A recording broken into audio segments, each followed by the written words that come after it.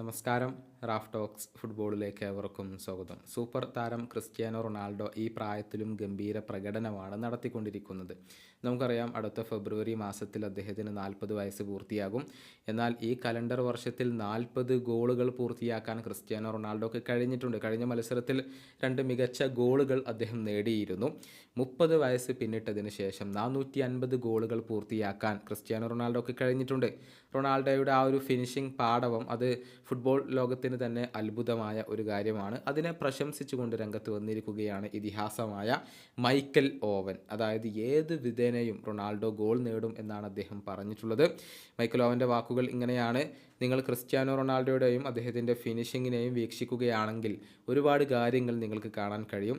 ഏത് ആംഗിളിൽ നിന്നും ഗോളടിക്കാനുള്ള ഒരു കഴിവാണ് നിങ്ങളെ ആകർഷിക്കുക. ശരീരത്തിൻ്റെ ഏത് ഭാഗം കൊണ്ടും ഗോളടിക്കാൻ അദ്ദേഹത്തിന് സാധിക്കും. വലതു കാലുകൊണ്ടും ഇടതു കാലുകൊണ്ടും ഒരുപോലെ അദ്ദേഹം ഗോളുകൾ നേടുന്നു.